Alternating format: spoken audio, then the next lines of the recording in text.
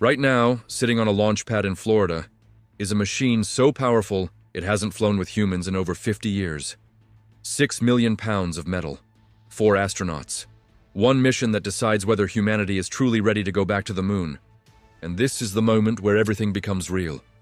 On January 17th, 2026, NASA rolled the Space Launch System, the tallest, most powerful rocket ever built, out of the Vehicle Assembly Building and onto Launch Pad 39B.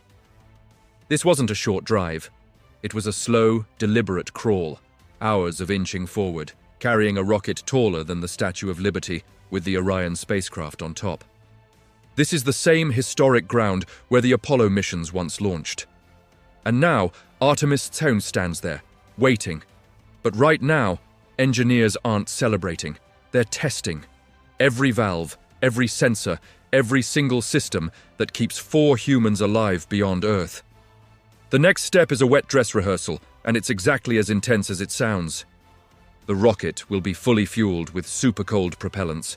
The countdown clock will run. Every procedure will be executed as if launch were real, except at the final moment, they stop. Because this is where missions succeed, or quietly fail before flight.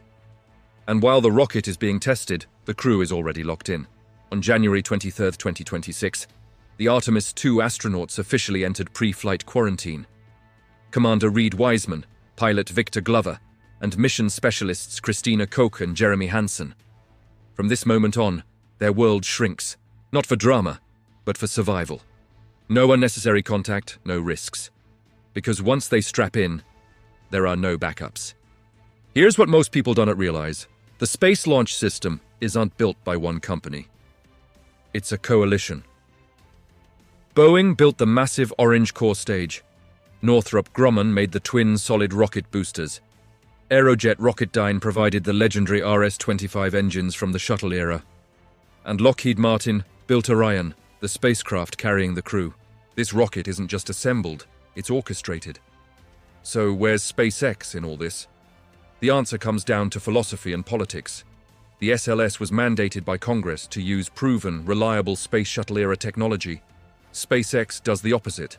They build vertically integrated, fully reusable rockets and radical new systems like Starship. They don't build parts for NASA rockets. They build entire launch systems. But here's the twist. SpaceX is still essential to Artemis. For later missions, their Starship will act as the human landing system, the vehicle that takes astronauts from lunar orbit down to the moon's surface. Think of it like this. SLS and Orion get humans from Earth to lunar orbit. Starship is the elevator to the moon. Different tools, same mission. This isn't about planting flags. It's about proving we can send humans beyond low Earth orbit, keep them alive, and bring them home safely. Only then does the moon become permanent. Only then does Mars become possible. Right now, the rocket stands silent. Fuel lines are being tested, checklists are being closed, and 4 astronauts are waiting. So here's the question. Was NASA right to build SLS the traditional way, or should Artemis have gone all in on commercial rockets from the start? Drop your take in the comments, and if you want deep, no-hype space analysis, make sure to follow and subscribe. Because humanity's next giant leap is no longer a concept, it's already on the pad.